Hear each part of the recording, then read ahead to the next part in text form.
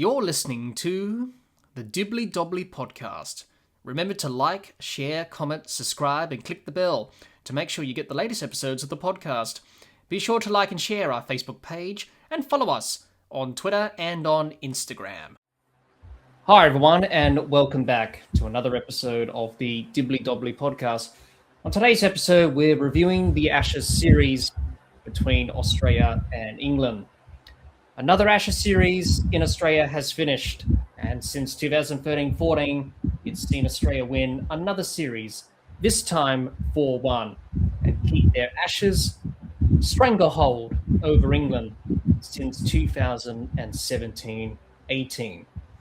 Australia, without Lyon, Cummins and Hazlewood, and playing their second 11 for most of this Ashes series, overcame those difficult challenges and were able to be victorious in this series.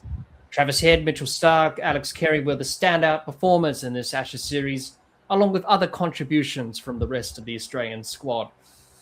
For England, another Ashes series defeat in Australia and another internal review will take place, which has become the norm for England when they lose to Australia in an Ashes series. Quite simply, they weren't good enough with the bat, ball, and in the field, and that's the reason why they lost this series 4-1. Joining me to dissect, discuss, and unpack this Ashes series is good friend of the podcast and Australian cricket fan, Jihan. Jihan, welcome for the last time this Ashes series.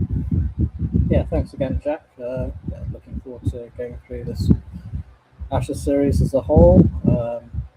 Really happy that Australia managed to win it so convincingly with a 4-1 scoreline, which I thought was fairly reflective of how the series went. A little bit disappointed they didn't make it 5-0, which was what my prediction was. But I'm pretty happy to take 4-1. Yes, definitely. I couldn't agree more, Jihan. And it was another dominant performance from Australia. 4-1 reflected that with the way they played. England, on the other hand, were poor and disappointing, which we'll talk about throughout this review of this whole Ashes series. But Australia, you have to say were good and were able to perform well under pressure, whereas this England side weren't able to do that. So no doubt we'll talk about that as this review of this Ashes series progresses in this episode of the podcast. But before we all do that and talk about both teams and how they went in this Ashes series, let's take a look back at the results from this Ashes series across the 5 test matches from Perth to the SCG. But we'll start with the first Ashes test, which was in Perth, which seemed like an eternity ago, back in November when the series started. Australia won that first test by 8 wickets, and Mitchell Starc was named the player of the match. And that test match in Perth went for 2 days, and everyone was shocked after that first test of the series. So the second Ashes test was the day-night test in Brisbane at the Gabba, and Australia won by 8 wickets, like they did in the first test. And again, Mitchell Starc was named the player of the match. The third Ashes test was at the Adelaide Oval, and Australia won by 82 runs and sewn up the Ashes series and retained the urn. Alex Carey was named the player of the match for his century.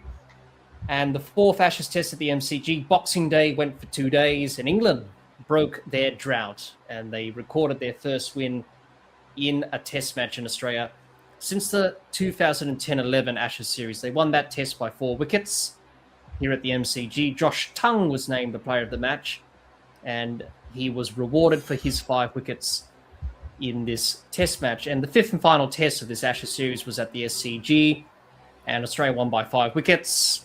Travis Head was named the player of the match. Australia won the series 4-1, and Mitchell Starc was rightly named the player of the series for his standout performances in this series with both the bat and the ball. So that's pretty much what happened in this Ashes series across the 5 test matches in terms of the results. So let's take a look at the performance of Australia in this Ashes series, Jihan, and talk about their performance and how they went in this series and how they went about winning the Ashes yet again. against England and continue their dominance over England and Ashes cricket. They haven't lost a series for more than 10 or so years now, so they've kept the urn rightly where it belongs. 4-1 is a fair reflection, you'll have to say, on how they played in this Ashes series. They did it without no Cummins for 4 of the test matches, came back for Adelaide and did what he did there, and he did pretty well. He took 6 wickets in that test match and helped Australia retain the urn. Nathan Lyon played only 2.5 tests before getting injured. Didn't have much of a role to play, but he did have a role in Adelaide. The pitch was taken to the turn. No Josh Hazlewood at all. Imagine if Josh Hazlewood played in the series, he would have been dangerous as well. He was in good form leading up to the series, but got injured. And then Australia had to do it with their second 11. Obviously, Steve Smith missed the test match because of vertigo in that test match in Adelaide. Everyone just did their role and played their role superbly. And that's why they were able to win this national series. You have to say Travis Head, Mitchell Starc, Alex Carey were the standouts with the bat. For Travis Head, the ball was Starc, and also the bat as well. He made a couple of 50s from Starc. And Alex Carey with both the bat and the gloves. He was superb. And the others just chipped in here and there to contribute. In terms of the batting side of things, Travis Head was the leading run scorer, 629 runs. And he was able to do that as an opener. 300s as an opener. We fought in Perth, where he opened in that second innings because of Usman Khawaja's back spasms. Sort of paid off for Australia, really. And Australia didn't look back after that, and it was the turning point in this series, you would have to say. That 100 in Perth was outstanding in that run chase. In terms of the bowling side of things, Mitchell Starc was the leading wicket taker, 31 wickets. The first bowler in an Ashes series to take 30 wickets. The last time that was done was in 2013-14. That was by Mitchell Johnson, who took 30-plus wickets in that Ashes series to help Australia win 5-0 in Australia. And Mitchell Starc has repeated it in this Ashes series in 2025-2026. He was the standout, Mitchell Starc, with the ball. The other bowlers chipped in there and did their role as well. So it was a good team performance by Australia throughout this whole entire Ashes series. They had challenges. They overcame them. They were better than England with the bat, with the ball, and in the field. They won key moments. And they're just a professional cricket team, which you expect. That's why they won this series 4-1. So, Jihan, your thoughts on Australia, how they went across the entire series? How would you rate Australia's performance in this Ashes series from the start to the finish across the 5 test matches? Yeah, I mean, it was a dominant performance. I thought the bowling was really good across all 5 test matches. I felt that apart from the MCG, I thought they played on pretty flat wickets, to be honest, in this series, and they just persisted away with line and length, particularly someone like Scott Boland. And Mitchell Starc was terrific. He, in Perth and Brisbane, he held the bowling attack together when there was inexperienced guys in the bowling attack with him. And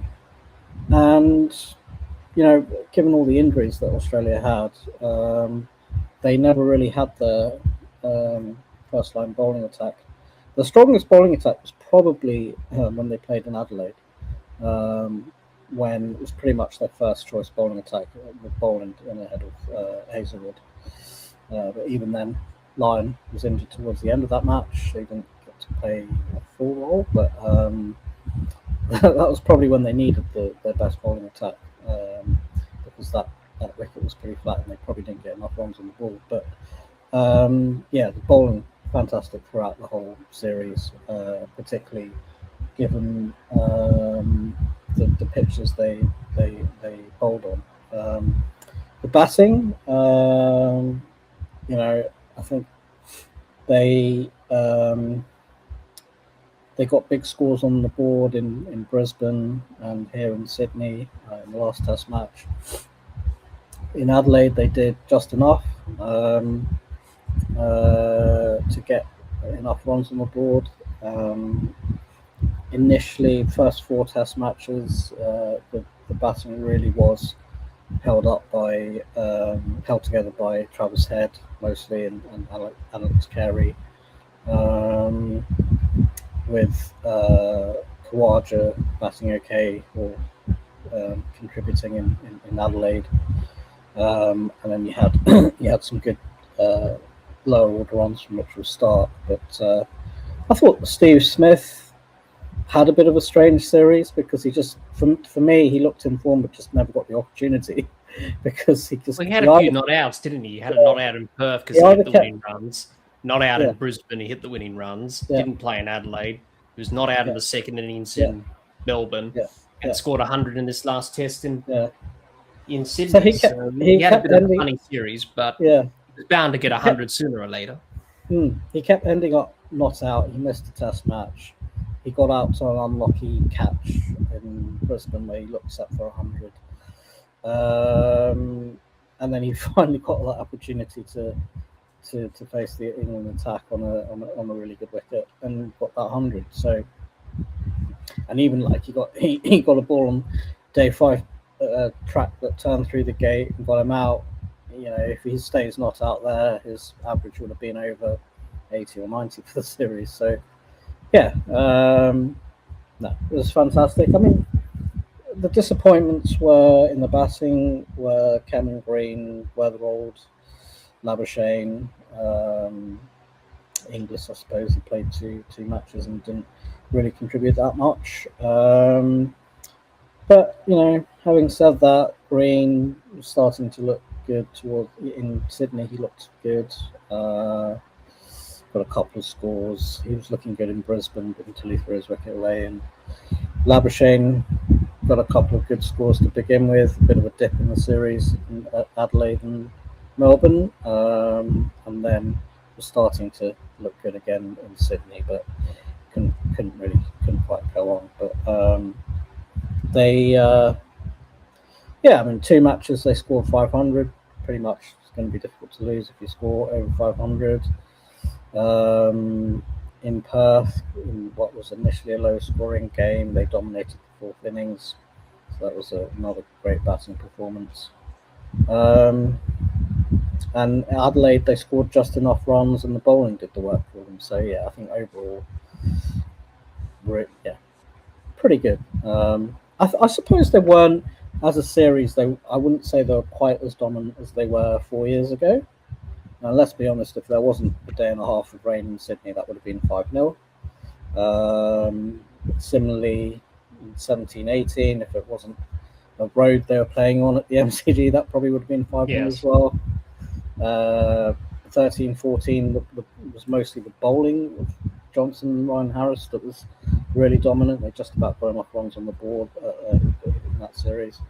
But I think they weren't quite as dominant as those 3 previous series, which reflects the scoreline, 4-1.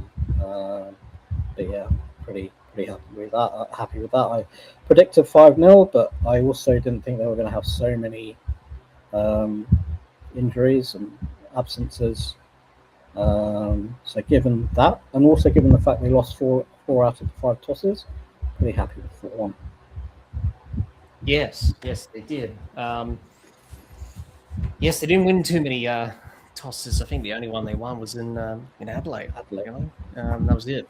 So, unlike Ben Stokes, who said, I wish I could have some, of those coin tosses went the other way or something like that. He said in a press conference throughout this series, which was a bit bizarre, given that England won those tosses and didn't make the most of those opportunities, which we'll talk about after we finish talking about Australia when we talk about England in this series. But with some of the things you said there, Jihan, I agree. They just played good cricket. They just did things better for longer. They batted better for longer. They fielded better. They caught everything. Smith's catch in Brisbane off Michael Nessa of Will Jacks. Mahanas when he caught Archer in the same test. Labuschagne in Adelaide as well, with Pope and Jackson. That second innings, one-handed grabs at slip. That was the difference. Their fielding was good. Their bowling was relentless, led by Stark, and obviously Scott Boland did well. And the batting, Travis Head as an opener scored 300s, and Carey with both bat and the gloves did well, and everyone else contributed in some way. Obviously, those three, Head, Carey, and with the batting side of things, did their part. And Mitchell Stark with the bowling side of things really stood up when needed, because Australia didn't have their full strength 11 for most of this series, and players stood up when they needed to, and that was the case in this series. So they were able to do that and do it well, whereas others had some problems throughout the series. Obviously, as you mentioned, Green, Jake Weatherald, and Labuschagne with the bat. And some challenges there with the bowling, but they were able to put it together and perform well. Do you think Perth was the changing point of this series, Jihan? Obviously for Australia, in terms of, first test of the series, England had to win in Perth to really make a fist of this, which they didn't end up doing. They were in a good position throughout that match. But do you think having Travis Head to open in that second innings, what Australia did in that second innings with the bowling performance, obviously Stark was superb in that match. How many wickets did he pick up in that? 7 wickets. Yeah, 7 wickets in that first test match. Bowling England out for 172 for that first test. And obviously that bowling performance in the second innings when they were 1 for 100 odd, and obviously, only chasing 200, just over 200. Do you think that's where the series was won, Jihan, for Australia? That, if they dented England's confidence there, which they did, Ben Stokes said we were shell-shocked after what Travis Head did. It was a superb 100. One of the best 100s you will see in his career, and also in Test cricket and maybe in Ashes cricket. But do you think that's where Australia said, right, okay, we've got England here now, and we can just roll through them as the series progressed, which they did, ended up winning the first 3 tests, and the job was done? Yeah, I mean, definitely the turning point was in Perth on day 2 when Travis Head came out and batted the way that he did. To be honest, I think Australia, when I look at it now, probably lured England into a false sense of confidence with the way that they collapsed on towards the end of day 2. For all the talk of difficult batting wickets, or wickets that were doing a lot and were horrendous to bat on, I don't think the Perth wicket was that bad actually. It was turning into a good batting wicket on day 2. I thought that England in Perth struggled to adjust to the pace and bounce. Let's be honest, a lot of touring teams, I mean, that's happened to a lot of touring teams at the Gabba or at the Wacker over the years. The only difference here was that England, I suppose they failed to acknowledge that and still kept playing as if it was a Flatty-in Edgbaston, which is why they didn't score above 200 in both their innings. I think Australia's collapse on the first day probably made England overconfident. I thought that it was difficult. Australia struggled against new ball there, and the guys were running in bowling set was running in, bowling quick, and balls were popping up off a length. And I think Gus Atkinson hit Marnus and Smith a couple of times with balls just popping up off a length. It was difficult against new ball, but it actually settled down after that. But I think what happened was Australia gave away their wickets against Ben Stokes, who I didn't think actually bowled that well in that innings. He took 5 cheap wickets, guys getting caught at mid-on, short balls going to deep third man. those sort of dismissals. So I think Australia batted poorly in that first innings, but going into the second innings, with that, just with the extra pace and bounce, they were always going to be able to challenge the techniques of the English batsmen.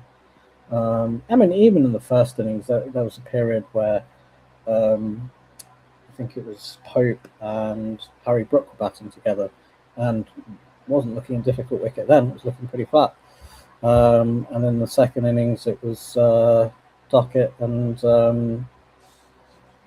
Duckett and Pope. Yeah, it was Duckett and Pope. Yeah. When they got to 65 for one, they were looking pretty good. But you just knew that Australia, if they just kept bowling good lines and lengths, Scott Boland pulled his length back after bowling 2 full in the morning. They were going to be able to challenge them, because you can always challenge batsmen's techniques on a fast bouncy pitch if they're not good enough, which they weren't. So that's what led to a little bit of that initial collapse. And then being set 200 to win. Sure, it was the highest score of the. It was going to be the highest score of the Test match, but when you score 200 for 2 in 28 overs at over 7.2 an over, you can't say it's a difficult wicket to bat on, really, can you? Which it wasn't. But yeah, I think fantastic innings from Travis Head, backed up by Marnus Labuschagne in that innings, and a little bit Jake Holloway to begin with as well. And I think that just, it was just complete shell shock for Ben Stokes. I think given that drastic turnaround from how they were feeling towards the end of day one, I think that's really what happened there. And yeah, I think I've heard a lot of people saying that's where the Ashes were lost this time. I think that probably for England, that's probably, particularly for Ben Stokes, but even for the rest of the team, that's probably when they realised, hold on a second, this is going to be a challenge. We've got a challenge ahead of us. So I think you're right. It was a Perth where it looked like Australia were probably going to run away with it. We'll run away with the Ashes. Yeah, definitely. Absolutely, I agree with that. That was, they had to win in Perth, didn't they, England, to have a chance.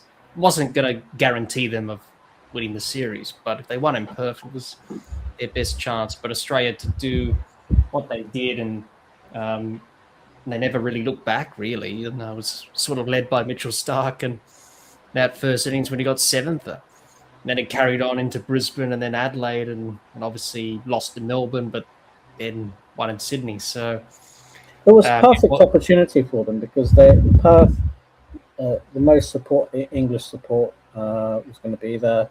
There's a lot of English expats that live in Perth. So the support was going to be there. Australia lost against India in the first Test match the year before. All the injuries, Cummins not playing, Hazelwood being out. Well, I think we knew that Cummins probably wasn't going to play the first Test match, and then the Hazelwood injury was like a lucky bonus for England going into that Test match. So they had so many things that were going, that were going to help, but they still couldn't do it. So I think, that's the way the series was going to go, I think. Yes, definitely. Absolutely. It was only going to go one way for England. It was going to go downhill, and it went pretty downhill pretty much, you would have to say, in Brisbane, where Australia played pretty well to win that day-night test. And they were always going to win that, given their record in day-night tests. And England's lack of day-night test cricket, which it showed in that test match. So, there were key performances. Travis Head was outstanding. Alex Carey, would you agree, Jihan? Probably the best series he's ever played, runs-wise, and keeping up to the quicks. He took some very good catches in Brisbane off Michael Nessa. The one to dismiss Ben Stokes was a superb piece of keeping. that tactic of him up to the stumps really worked in Australia's favour to nullify the way that England wanted to take on Australia's bowlers, especially Scott Boland, after what happened in 2023 with him. He was able to have success with the England bowlers, to the England batters when Carey was up to the stumps and put pressure on, which worked throughout this series. So your thoughts on Alex Carey, because he's sort of gone unnoticed, obviously, with Travis Head and Mitchell Starc doing what they're doing, but he's definitely probably one of Australia's best keepers that we've had for a while, Jihan.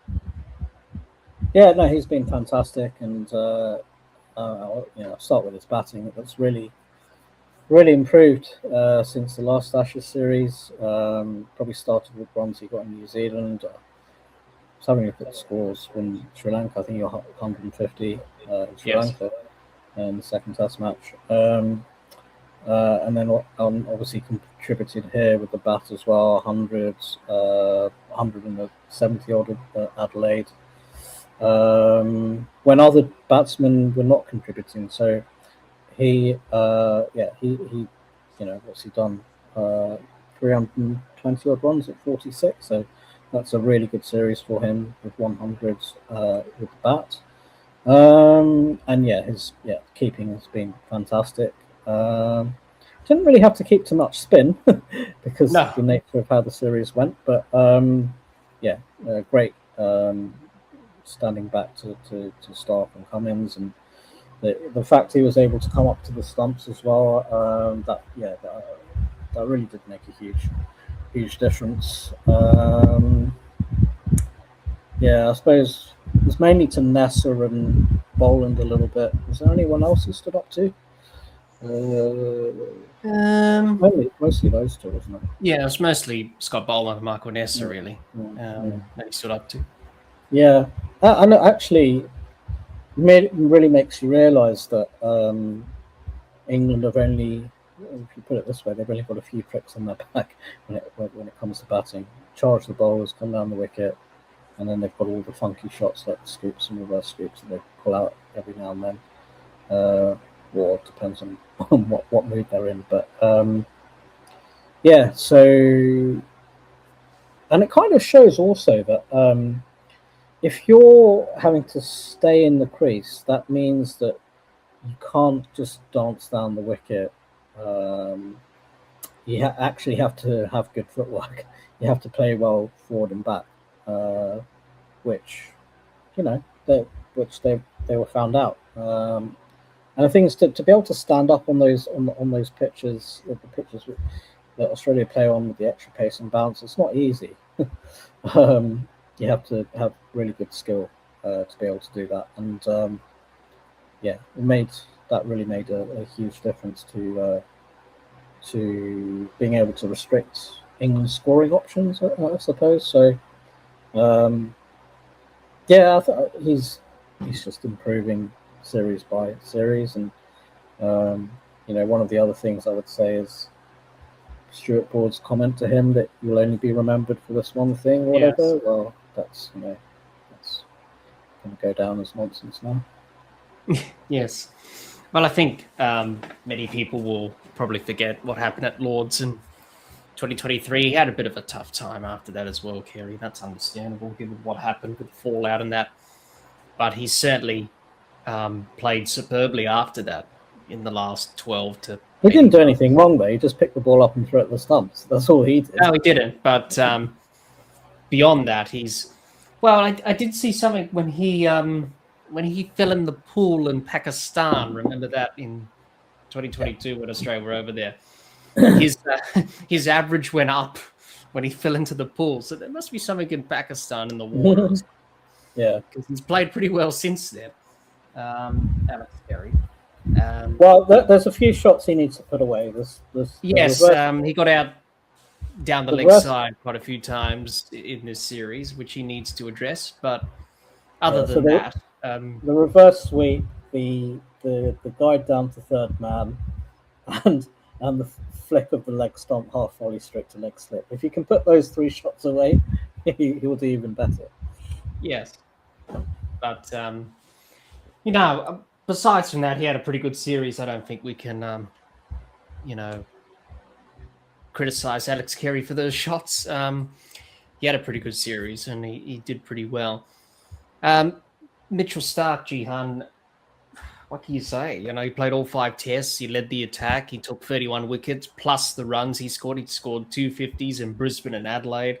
Crucial runs, especially in Brisbane, where Australia were batting for a long period of time. He batted with Scott Boland, put on a good partnership there. The tail batted for a long period of time to get Australia to the nighttime period, which they made it count because England lost 5 or 6 wickets at that night session, and that was the turning point of that test match. And obviously in Adelaide, in Australia's first innings, to try and get them up to a score, which he did. After Australia didn't quite bat well in that first innings in Adelaide, he was able to get them to a score of some note, and he bowled well in that first innings to get rid of Ben Stokes with a cracking delivery that bowled him. And he was able to lead the attack on that second innings when Lyon went down and things were happening, and were able to take those key wickets. And rightly so, player of the series. It was either him, Head, or Carey in that order. And I think they made the right decision in Mitchell Starc, obviously, for his impact with the ball and his runs. And he also won player of the match twice in the first 2 tests, and he took 7 wickets in Perth. I think he took... did he? I'll have a look at my notes here. What did he take in the... he took 6 wickets in Brisbane, so a couple of fifers. So he did pretty well in this series. Probably the best series he's ever had, Jihan, and he's probably in the best form of his career. He's getting better with age.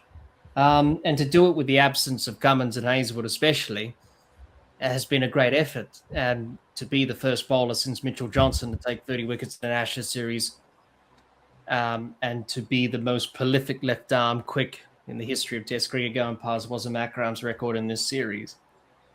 It's unbelievable. It's probably the best we've seen him bowl, Jihan. It's definitely the best series he's had return-wise in terms of numbers.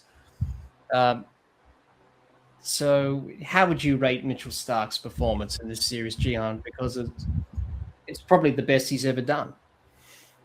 Yeah, I think he was able to get through the 5 test matches, and that's a start. And bowling 145, 147, 148, pretty much throughout the whole time. So just being able to keep up his pace the whole time.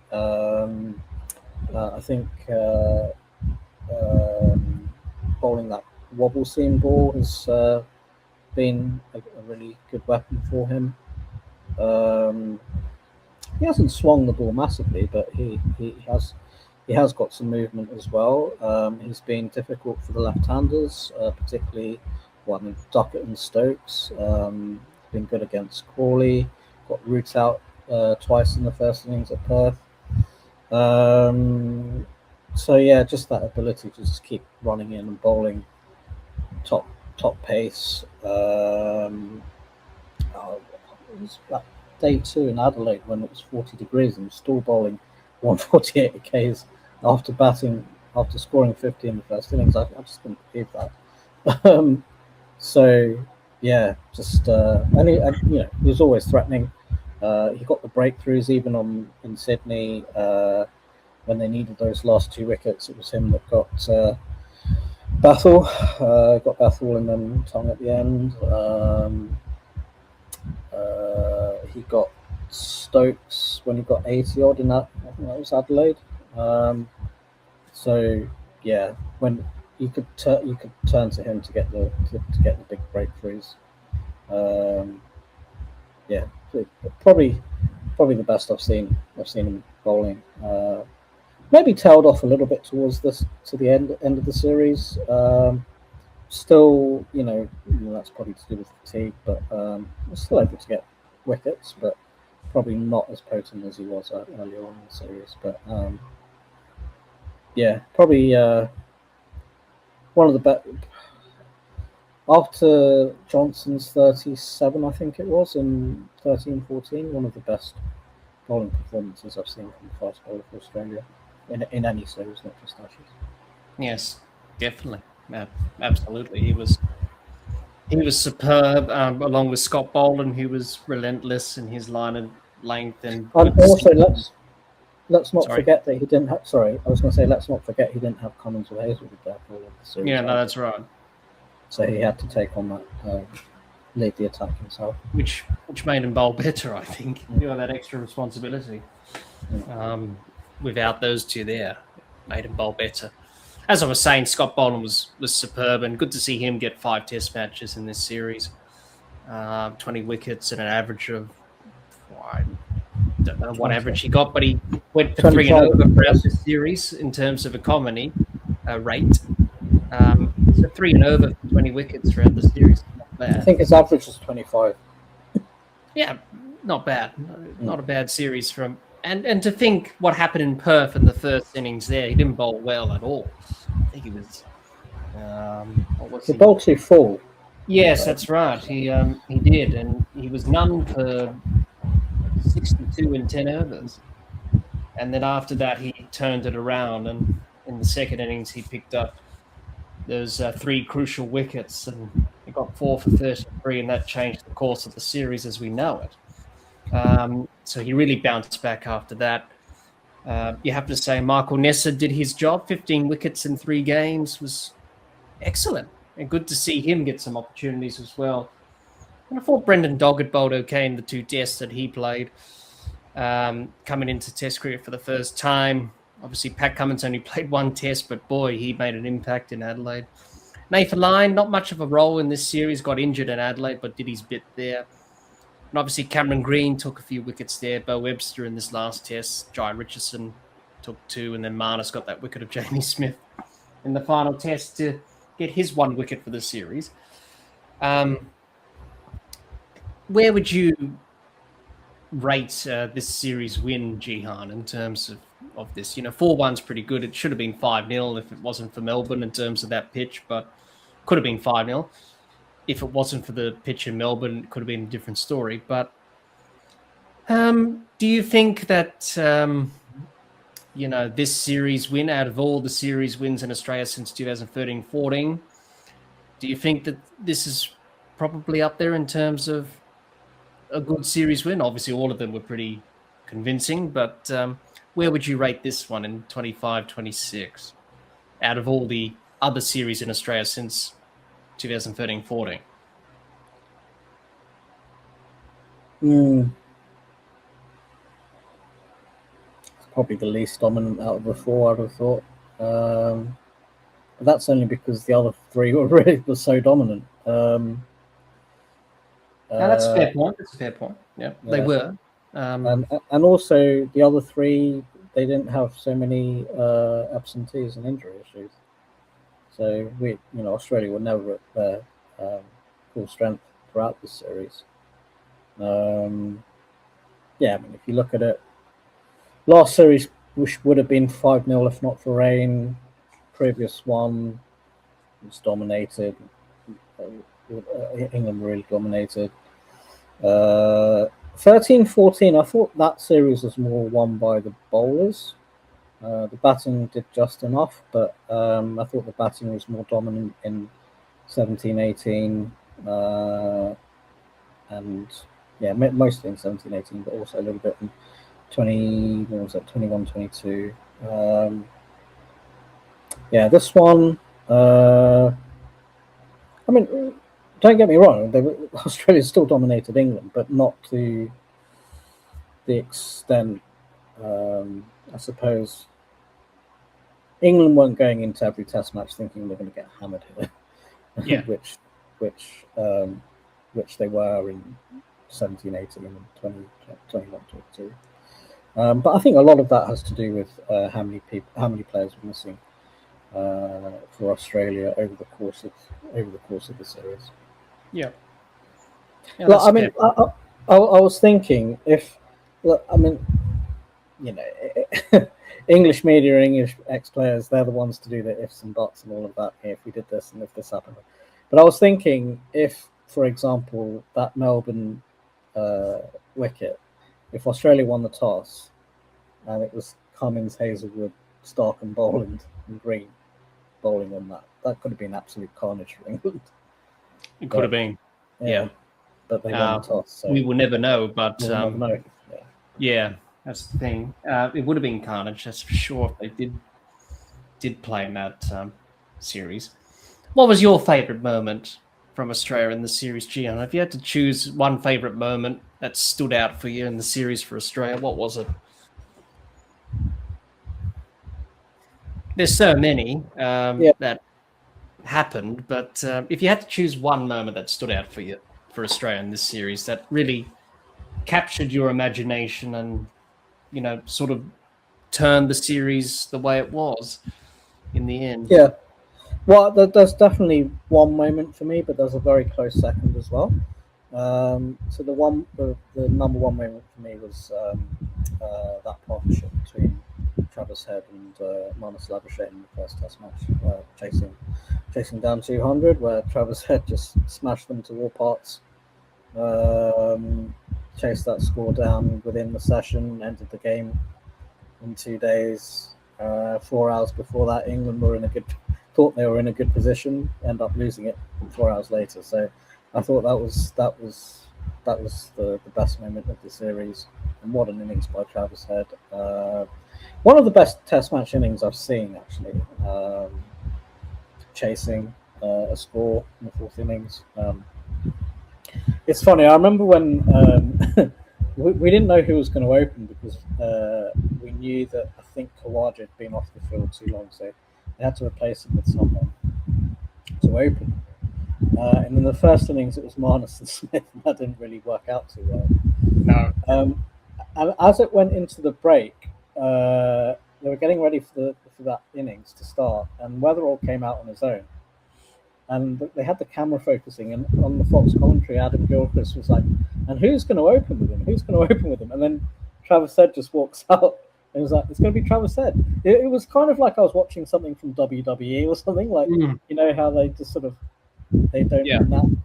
You would think the commentators would know, or the host broadcasters would have been told that they've decided to get Travis Head to open. But it was like a surprise. Like this, even Weatherall didn't know, apparently, the way they were framing it. Like he was standing outside, and then out of the tunnel, Travis Head just appears. So it was kind of, I watched that and thought, this is really kind of WWE kind of vibes here, especially given what went on to happen after that. But yeah, that was the number one moment for me. And then also in Brisbane, when I think it was day 2 or day 3, when Mitchell Stark and Scott Boland batted together in that partnership, and they just couldn't break the partnership. That was taking the mickey out of England then, wasn't it? Yeah. And then really pushing that lead on. And then towards the end of that day, when the lights came on, getting those 3 or 4 wickets, and Michael Nessa bowling for Corton Bowles.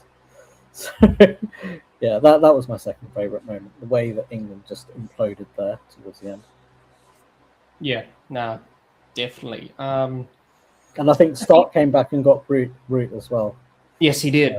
Yeah, that was great. Yeah, no, that was a good moment and key moment in that second test in Brisbane. For me, well, I am a bit biased, Gian. I have to say Travis Head and Alex Carey's hundreds in Adelaide, being a fellow South Australian, that was very special to watch. Batting together, walking off together after that, it was pretty crucial for Australia in that second innings to build that lead and set 430 odd for England to win, even though they did have a bit of a collapse and they lost 6 for 30 odd on that morning of day 4. But, for them to do that was pretty special. And probably for me, the second best moment, Travis Head's 100 in Perth. It was just one of the best innings you ever see. And, I think many people thought Australia weren't going to win that game, but with Travis Head doing the way he did, batting the way he was, just sort of set up the series really for Australia to win. That's what happened. And my third favourite moment from the series, obviously Mitchell Stark did well throughout the series and took wickets here and there, and and obviously hundreds for Hare and Carey and other things. But I would have to say probably the last day in Adelaide. Not because Australia won. It was great when Australia won and retained the Ashes, but probably the suspense on that final day. And I think we needed that in the series, I think. Just watching that and just, Australia were going to win, obviously, People said England was still in it, but, when you're chasing 430 odd, it's always going to be difficult. But even with that in the back of your mind, you never know what's going to happen. And obviously, probably the following day, probably day 4, probably the last session of day 4, that third test, where Nathan Lyon took those wickets of Brook, Stokes and Crawley. That pretty much changed the game, and that was probably a special moment there as well. It was going to take a miracle for England to even get close. And those kind of things don't happen when you've got Jamie Smith trying to slog the ball over mid-on. Yes. For no apparent reason, holding out to mid-on. So yeah, I suppose it looked like they had a chance, but it really was only a matter of time. Yes, it was. There were so many moments, really, and so many things that happened in this Ashes series on both sides that were either memorable moments or least memorable moments. But really for Australia, just a standard Ashes series win, really. It was not a surprise. They did the basics well enough with the bat, ball, and the field. And they did it for long enough. And despite all the challenges, they were able to overcome them and to win this series. And that's why they won 4-1 in the way they did. So I think they'll be very pleased with this performance, really. And a true reflection of how they played in this series. So that's pretty much Australia's performance in this Ashes series, how they went about things. Let's talk about England, Jihan, and talk about their performance in this Ashes series. A 4-1 is a true reflection of how England played. They didn't do well in this series, instead. Poor batting, bowling, fielding, and it showed. The preparation, the trip to Noosa, the Bazball hype, the media hype, the fast bowling attack of Archer, Cass, Atkinson, Mark Wood, doing what they were doing, in that first test in Perth, and then it dropped off, the hype, the build-up. Brendan McCullum and others were saying this is the most important series of our lives, and all that stuff that went with it. In the end, was a damn squibble, really. Did not perform well at all. The batting was poor. They had brain fades. They had shot selections that weren't good enough. They couldn't soak up pressure with the bat. They couldn't bat for long periods of time, especially in those first 3 test matches, to put Australia under some sort of pressure. Probably Jamie Smith's dismissals in Adelaide and Sydney, Jihan, summed up their batting overall. Just those brain fades and not reading game situations at all. Joe Root scored 200s, to get the monkey off his back for hundreds in Australia. He did that in Brisbane and obviously the last test in Sydney. But you take out those hundreds, he pretty much had a mediocre series, really. I don't know the exact numbers, but they weren't as flash as he has in this series. Leading run scorer, 400 runs for England in the series. Jacob Bethel was a positive with the bat in the last test in Sydney, but apart from that was pretty poor. Zach Crawley started poorly, getting out to Mitchell Starc in that first innings in the first over. That pretty much set the tone for him in that test match, and then for the first few innings of this series. But then he started to get some runs in Brisbane and then Adelaide, and then obviously a bit ordinary in Melbourne and then in Sydney. Ben Duckett was poor. Probably the worst series he's ever had. Will Jacks was, showed something in Brisbane in that partnership with Stokes, but other than that was pretty poor. Ollie Pope was terrible. Frenetic and looked like he was going to get out every minute or every second or every ball, which proved to be the case. Harry Brook he showed a bit of his potential, but he did some outlandish things. Some of the shots he was playing, plays and misses and charging down the wicket, and he didn't really quite show his potential. The bowling side of things, they're either too short or too short and wide. Didn't make use of the new ball, didn't bowl relentless lines and lanes, weren't consistent enough. They dropped too many catches, they leaked runs. Mark Wood dropped for Archer, Gus Atkinson got injured. Pretty much that bowling attack from Perth broke up. They didn't have a specialist spinner. They didn't pick Bashir because they weren't confident in him. I suppose Josh Tongue was a positive. Ben Stokes was probably their best bowler along with Tongue. Archer was disappointing, especially in Brisbane when Steve Smith said, "You're bowling fast when nothing's going on, champion." That famous sledge that he said there, which he was right. He was disappointing. Gus Atkinson was hit or miss. Will Jacks, he struggled as a spinner. Mark Wood didn't really have much of an impact in this series at all. Only played one test and then got injured. And Braden Cass, even though he was the leading wicket taker for England with 22 wickets, don't be fooled by that. Apart from that, he was pretty ordinary in the series. Didn't bowl well at all. So, how to sum it up, Jihan? England's performance. It was another poor performance in an Ashes series in Australia, which is not a surprise, but for all the hype, all the media, they're going to be doing a review after this Ashes series, which is not a surprise for England, when they tour Australia and lose, doing reviews and all that stuff to get to the bottom of what happened. You got to say, Jihan, has this been the worst can't even get the words out. I'm so disappointed I can't get the words out. Do you think this has been the worst performance that England's ever had in an Ashes series? 21-22 was pretty poor in Australia, but this one has to be a close second, you would think, in terms of their performance across the board, really. So how would you try and sum it up, Jihan?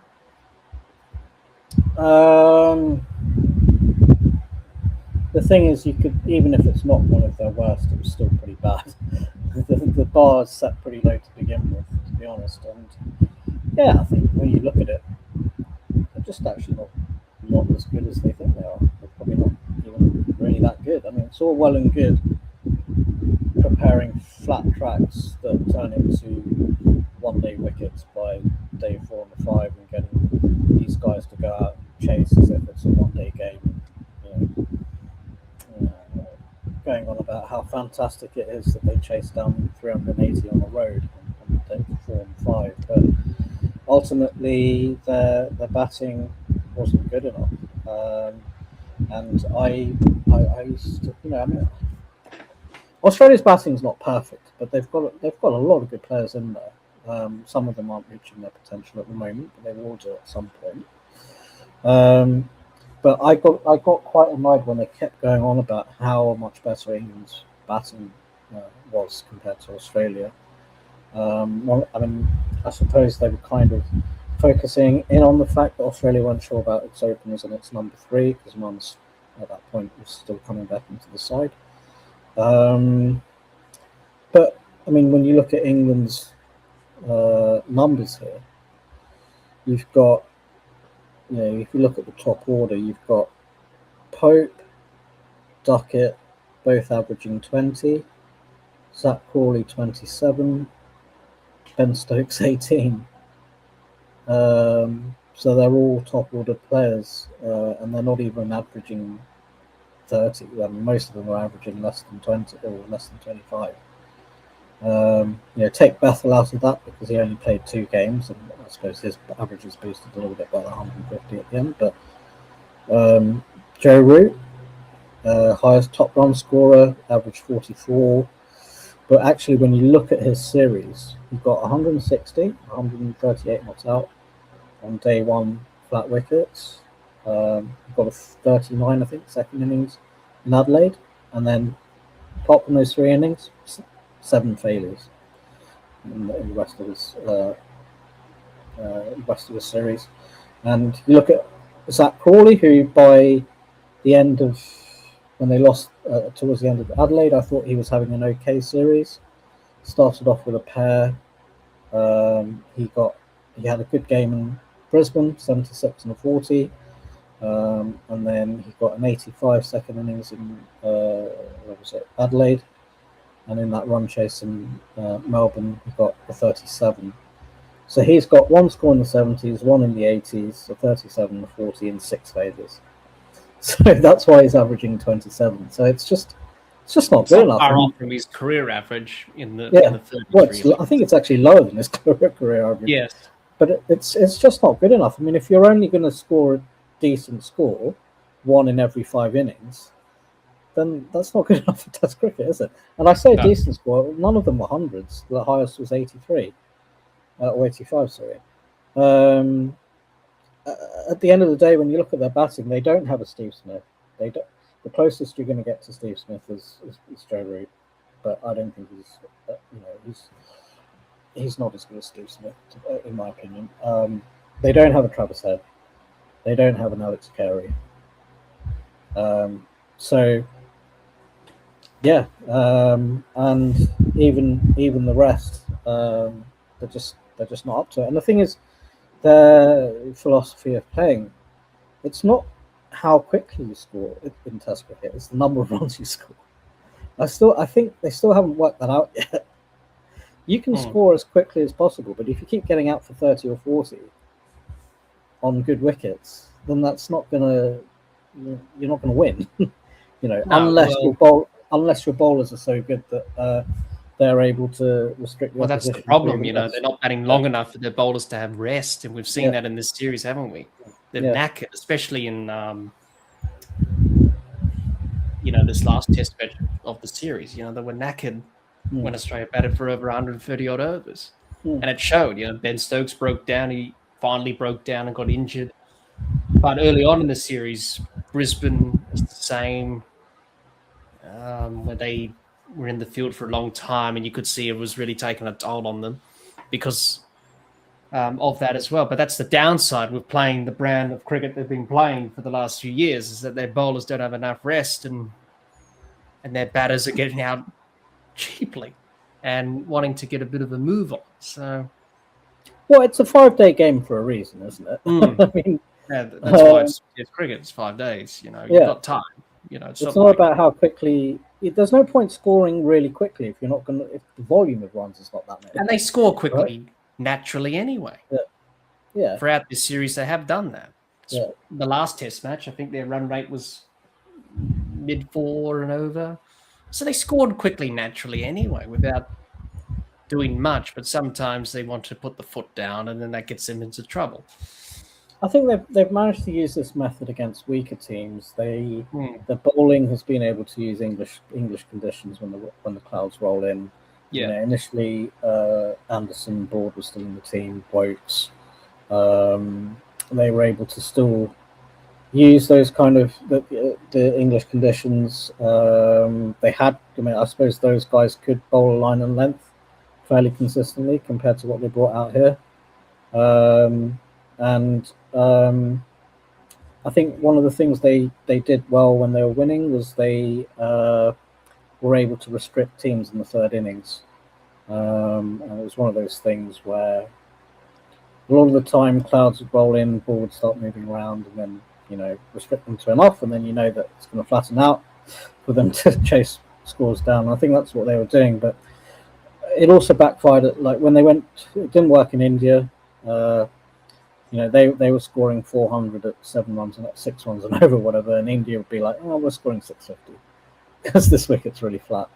And I think there was one game in the recent series in England where India, I think they scored it was such a really, really high scoring game where England would score 400 and India would score 650.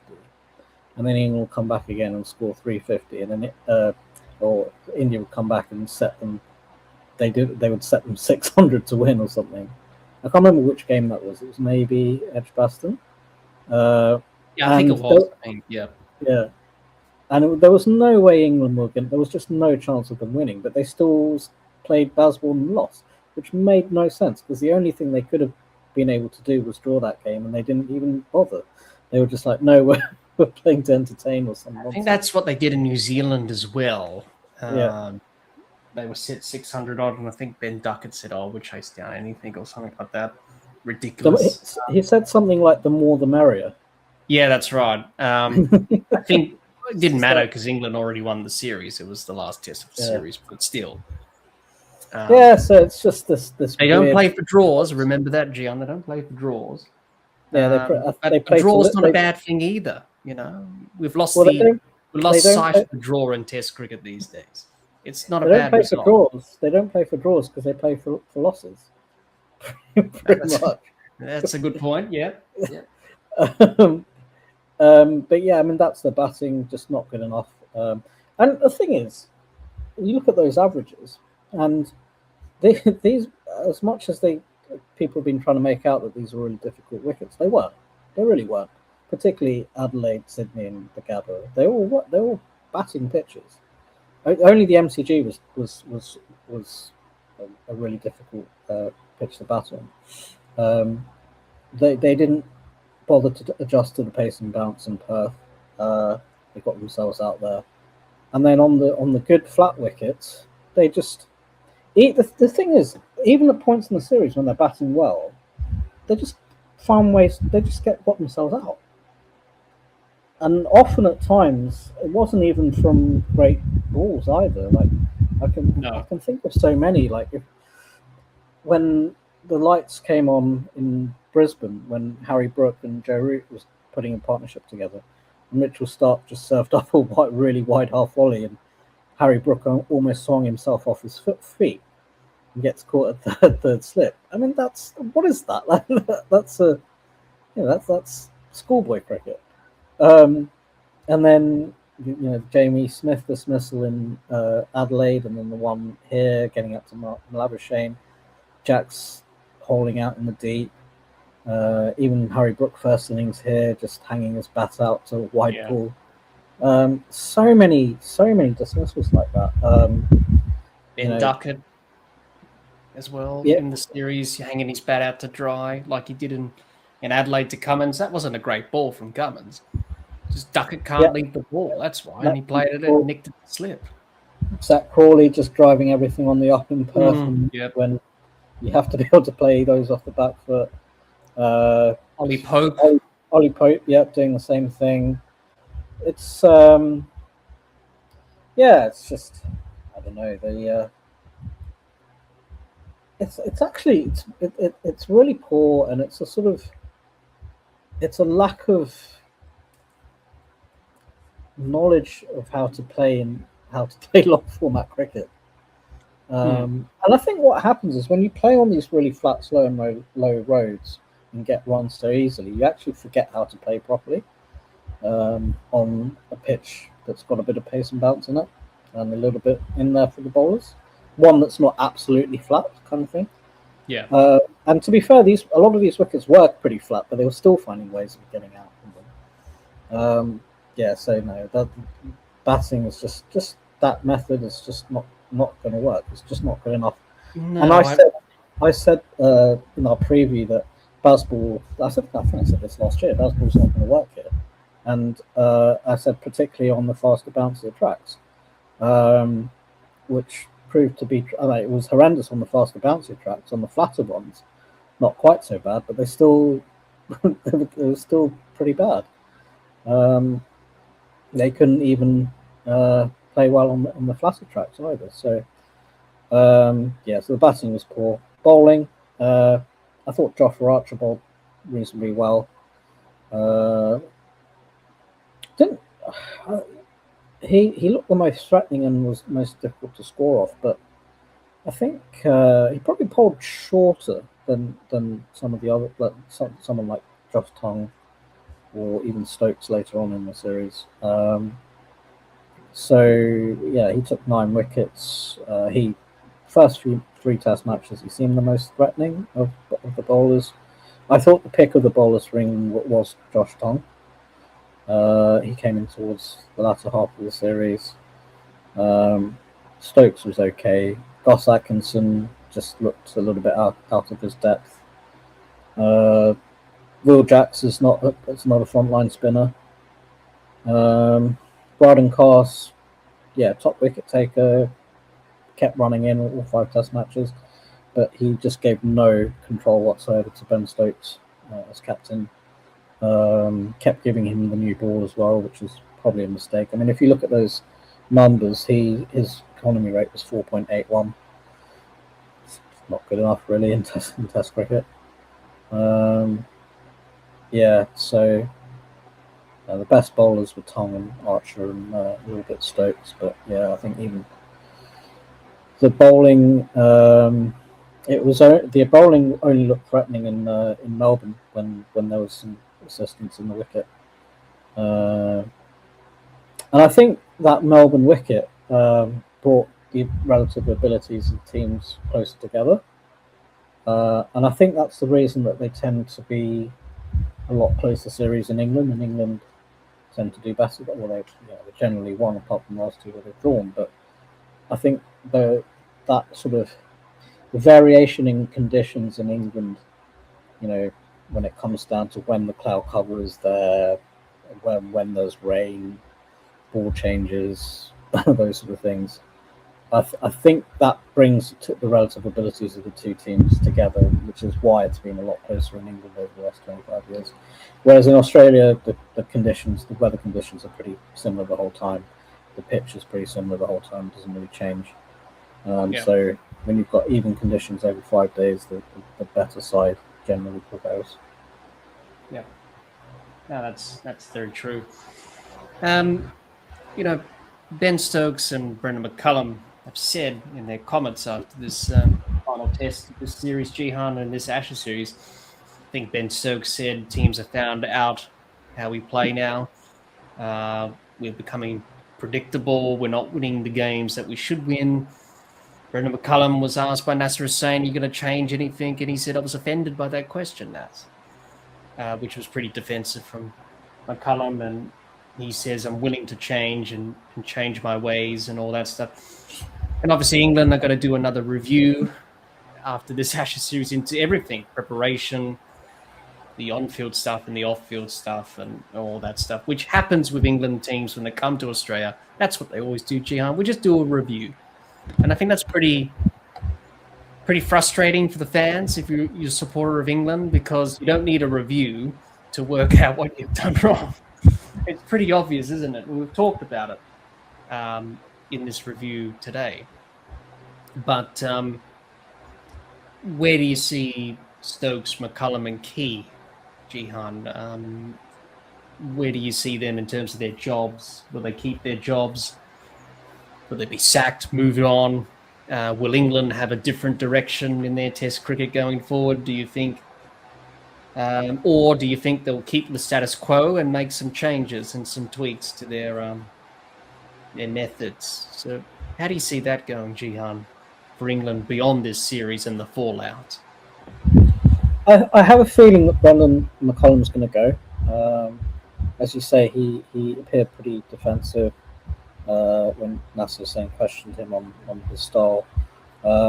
He also just came across in that interview a little bit defeatist. I know that he's got a year, I think, left on his contract, but I have a feeling that the ECB are going to just move him on. Stokes, I think, will remain as captain. He's, I don't know, what's the word? He's sort of done enough in this series to sort of show that that I don't know, that he's, I guess, to show that he's the guy to lead the team, or try and give people that impression, to show that he's the tough guy that they need. Various comments about calling calling the rest of his team weak men, sort of a little bit of posturing, I suppose is the word, from him. Yeah, and I suppose he's the only choice England have got. Otherwise, the next in line is Harry Brook, who's vice captain at the moment, which I don't think they want to burden him with all three formats because he's captain of the ODIs and T20s. And he had a bit of a incident in New Zealand, which has come out after the conclusion of this Ashes series, which he was involved in the incident during that series, that one-day series there. So, well, it's not going to be a good look to sack the captain and move on to a guy that's picking fights with nightclub dancers. So no, I think I just have this feeling that Stokes has done enough posturing in the series to say, look at me, I'm the guy that's doing things the right way, I'm the strong guy, I'm the one that cares about England cricket, to be enough to convince people that he should remain. Now, it's funny. Well, they will have to think about what's going to happen beyond 2027 because he's got a contract, Stokes, that goes until 2027, which they will need to eventually appoint a successor because Ben Stokes, how much cricket has he got left? Well, that's the thing. I mean, he's probably not much close to retirement, isn't he? How old is he? 34. So you don't know how long he's going to have left. At a push, maybe 2 or 3 years, but that's an absolute push. I think you want to go on to the 27 Ashes. I don't think he's going to be able to make it back here in 4 years' time. And Rob Key, I really don't know. I'm not sure what they're going to do with Key. He's given a couple of interviews and he didn't really sound like he was addressing the problems and the issues. He was sort of deflecting them from my view. Yeah, I thought that as well. He was very good at waffling. It just didn't. Most of the things he said, we didn't play it. We're only playing at 20% or something like that. Or we went to Noosa because we wanted to do this and that in our preparation or whatever. And we didn't play a day-night game with the PM's 11 in Canberra because of different conditions. Here are the reasons why. So he did waffle on a bit and sort of deflected those questions that were posed to him by Michael Atherton and Nasser Hussain, which were good questions and asking the right questions, as you would expect from them too. And they're good friends with Rob Key when they worked at Sky for a bit. But they wanted some truths, some answers and some honesty. And I think that's what England fans want with this regime, which has become a bit delusional and a bit unrealistic sometimes and sort of in a fantasy land. And what I heard from Brendan McCullum is that he's got a lot of yes men in the setup. You think about it. He's got Jeetan Patel, who's his former teammate for New Zealand. He's got Tim Southey there as well as bowling coach.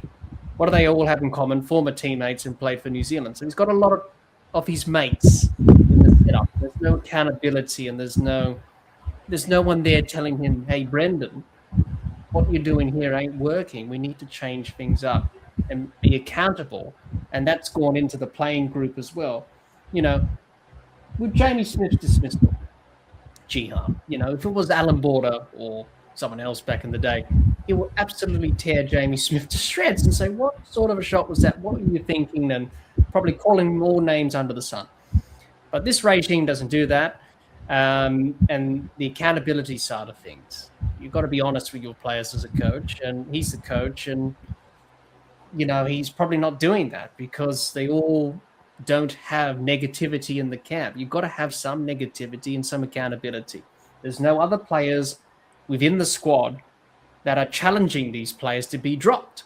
The only one who did was Ollie Pope getting dropped for Bethel, and that's probably the right choice. But other than that, they didn't have much to choose from this squad because there's no accountability and there's no pressure. And they're picking players based on the vibe of the player and what they can bring, I suppose, rather than their skill set, which has been found out in this series and has come back to bite them. And this whole Bazball sort of thing, and I think now they've started to admit Stokes and McCullum that, yeah, we've got it wrong. It was great in the first few years, and they did play some exciting cricket. Let's not forget about that. They did make some things entertaining and exciting, but it can only go so far, and that's what's happened really in this Ashes series. So, fans demand a bit more of action from this series because it's another series in Australia that they've lost since 2013-14. Yeah, they won a test, but that pitch at the MCG was a bit of a lottery. Could go either way, that test. So it doesn't change anything, and some responsibility has to be given and has to be served. And whether or not McCullum's willing to change or not, I don't know. He just seems not to be a coach to me, Jihan. It's not really a practical coach. It's more of a mentor, more of someone who sort of a hippie sort of thing. Gives me that hippie vibes when he speaks. Like, yeah, that's it. That's philosophy. He should do philosophy or something like that at universities and be a professor because he speaks all those philosophy sort of quotes and terms and mantras and all that stuff, which can get a bit annoying. But he comes off as that. So it'll be interesting to see what happens. But but I think the thing is, whatever they do with their management, they're going to go back and beat New Zealand at home. I can't see. That's the thing. People have made this point. Oh, we're going to go back in the summer in June. We're going to play New Zealand. We're going to thrash New Zealand, and things will be hunky-dory again. Back like they were, but it doesn't address the problems, doesn't it? So that's the thing. They've got New Zealand, then Pakistan. Pakistan, they've done okay in the last couple of tours of England. Like I don't think they've won a series, but they've drawn a couple. They've competed pretty well. Yeah, Pakistan. I don't know what their Test cricket is at where it's at the moment. But yeah, I mean they could easily go back, beat New Zealand, beat Pakistan, and everything, and then everyone will be like, oh yeah, baseball again. Yeah, it works. But I think the challenge for them is going to be they've got a tour of South Africa, and it's this time next year, and it's actually going to be after Australia tours South Africa. So if Australia go to South Africa and do well and win that series, and South Africa are going to want to beat England, coming there afterwards. So I think that's going to be the tough tour for England. Historically, they've actually, in the modern era, they've actually done okay on tours to South Africa, but it's going to be harder it's definitely going to be a more difficult series than playing at home. Yeah, no, that's very true. They do have a lot of challenges, really, but just the theme in this series: their batting wasn't good enough, their bowling wasn't good enough, their fielding was atrocious. 5 catches in Brisbane, they dropped a couple of catches here in this last test. Bowling wasn't good enough, and they were found out, and they weren't good enough. The hype and the media and all that stuff. And like back really, just pretty much a mediocre team, really, with mediocre players that are talented but didn't show that talent at times. So I've got to ask you this: what did you think of Piers Morgan's pre-series 5-0 to England prediction?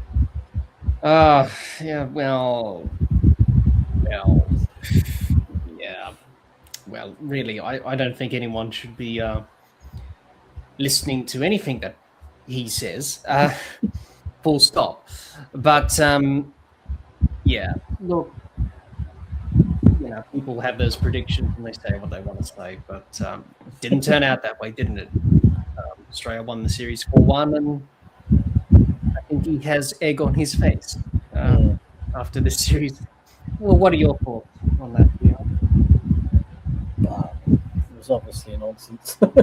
he was one of the guys that blew up so much over the stumping incident. Yes, made such a big deal of that, and he's probably one that was bought into all this the baseball nonsense, and I find it funny that Michael Vaughan has been highly critical of this whole thing since this loss. But before the series, he was the one that was bigging it up the whole time. It was like, oh, the Bazballers are going to do this, the Bazballers are going to do that, the Bazballers will come and do this. I was like, shut up! Like, seriously, wait until the series and see what happens.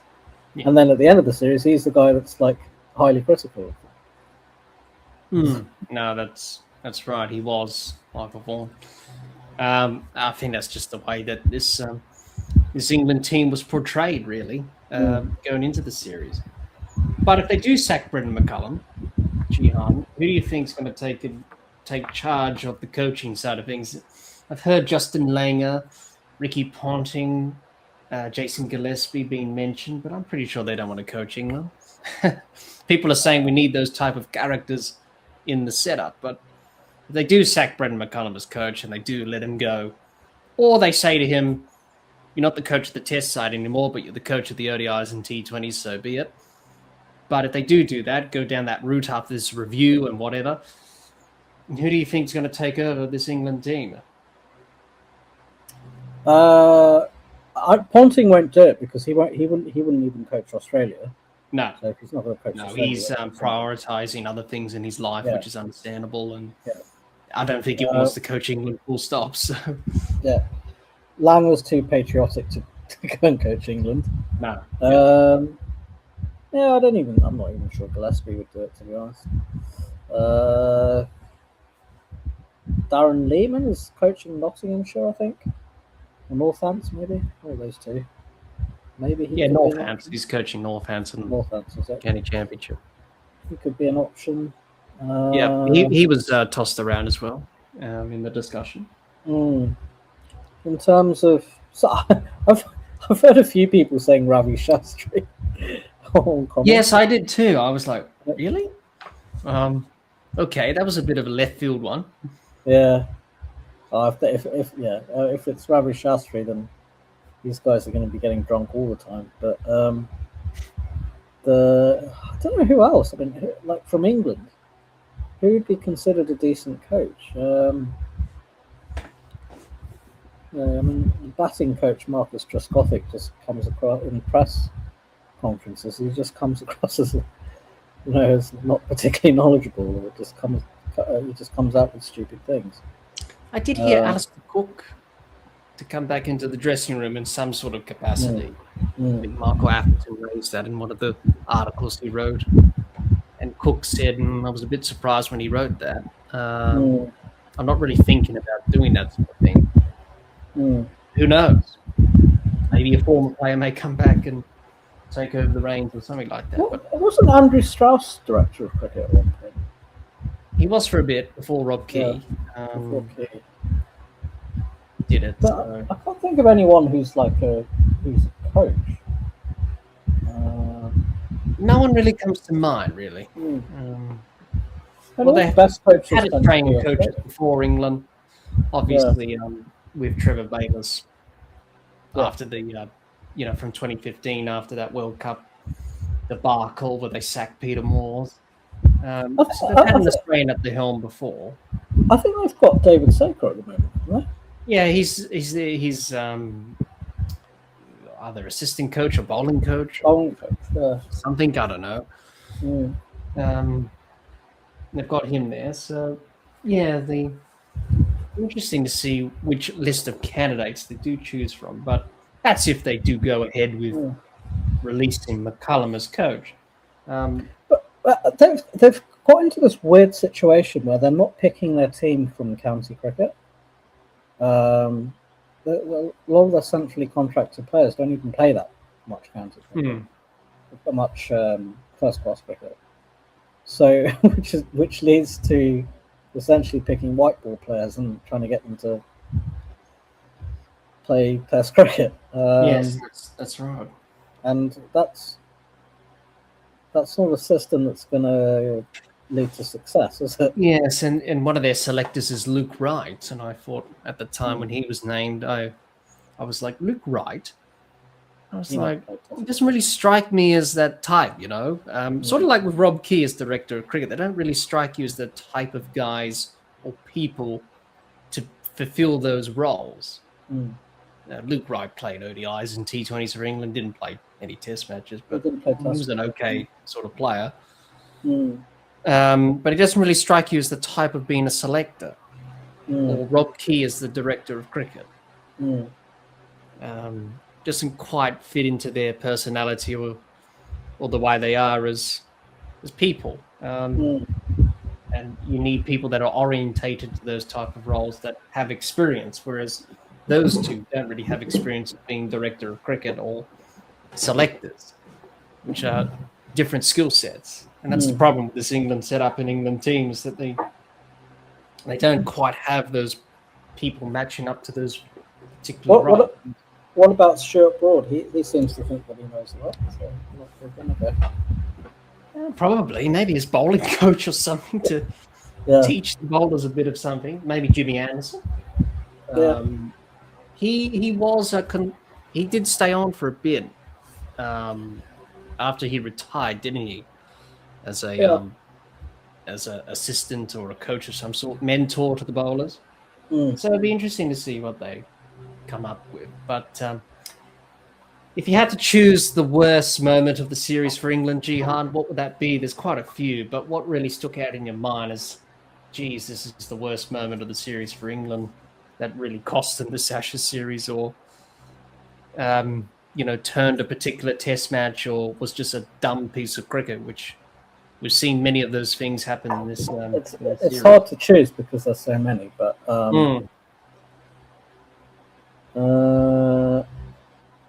probably, I think the Will Jacks drop on the boundary there in Sydney.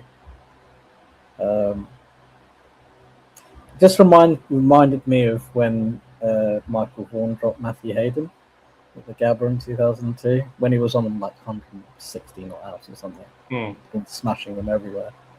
And the commentary on that was classic. It was Bill Lawry. He was like, "In the air, should be out. Oh my God, he's dropped it. Can you believe that?" Yes, it was a straightforward catch from memory with Michael Vaughan there. Yeah. Yes. Probably that catch. As you said, there's so many to choose from this series. It's hard to pinpoint one.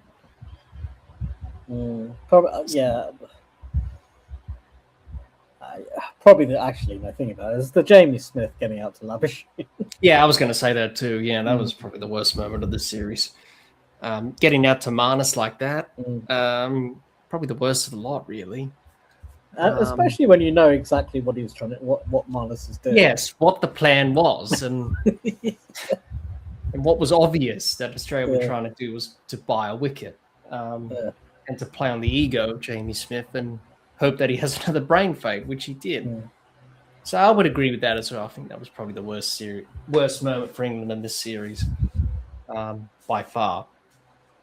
But just to sum it up for England, just poor, really. It's another disappointing Ashes series, which has resulted in a 4-1 defeat. Quite simply not good enough in all departments, with bat, ball, in the field, and just didn't play to their potential, and disappointing, really. And that's what it was really poor batting, really poor bowling, and really poor fielding and catching. And you're doing all three of those, it's not going to really lead to much success. No, not really. And that's been the case in this series. So that's England's performance in this Ashes series. Not a great performance by them. Now then, some final thoughts to wrap up our review of this Ashes series between Australia and England. Jihan, what are your final thoughts from this Ashes series? Another Ashes series in Australia done and dusted. What are your final thoughts from the series? Yeah, I think it just went the way I predicted it to at the start. dominant win from Australia. 4-1, they had a bit of a hiccup at Melbourne on a dodgy pitch, but overall they dominated the whole series. And I didn't think Bazball would work over here, and that proved to be the case. It's just not going to work here. In Australia, it's about volume of runs, not how quickly you score them. And I think England found that out. Yep, definitely. In a big way. Some of my final thoughts from this Ashes series, 4-1 is a great result for Australia. It's a true reflection of how they played in this series. They didn't have their best 11 throughout the series. They had challenges, obviously missing key players, but they rise to those challenges, and they were able to overcome those challenges. Standout performances from Travis Head, Mitchell Starc, and Alex Carey was superb, and the rest did their bit as well. They played the better cricket, and that's what they did throughout the series, and it showed. And they won the key moments. They won the key moments in each test match, barring Melbourne, of course, when they lost. But outside of that, they won the key moments, and they were able to capitalise on those. They batted better, they bowled better, and they fielded better, and that was a big difference. England, not a surprise, disappointing. They were poor, simple as that, in all departments with bat, ball, and in the field.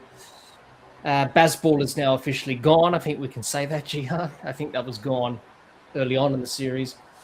They need a bit of a rethink, a bit of a reshape, maybe a bit of a restart. But whether or not that will make a difference remains to be seen. But unfortunately, they weren't able to compete with Australia to win the Ashes here. And probably a disappointing series, I will have to say, Jihan. From a cricketing point of view, probably disappointing series, being so one-sided, really, and not competitive. It's probably up there with the 21-22 Ashes series here in Australia a few years ago in terms of that uncompetitiveness. Really, and I think many people would say the same, that it's a pretty disappointing series. We had a couple of two-day tests which weren't great, especially the one in Melbourne for Boxing Day. First test series, we expected a bit more from there. So people are a bit disappointed about that. And obviously that the Ashes wrapped up in 11 days. And watching the last few test matches, I sort of felt a little bit flat. And I think you were the same as well, Jihan. And I think everyone would say the same. A little bit flat because the series was already done and the last two tests were just a formality, really. But apart from that, if you're an Australian fan, like you and me are, Jihan, we're happy that they won 4-1. If you're an England fan, another series disappointing result to lose 4-1, another series defeat in Australia, and plenty of questions to be asked of everyone from England, from the playing side of things, the players and the backroom staff, as well as other people within English cricket. But another series done, another Ashes series done, and I think people will be pretty satisfied with what has happened in this Ashes series, and it definitely provided some entertainment along the way as well. Thanks everyone for listening to our review of this Ashes series between Australia and England. If you're watching or listening to this episode of the podcast on our YouTube channel, let us know your thoughts on this Ashes series between Australia and England in the comments. We'll love to hear what you have to say.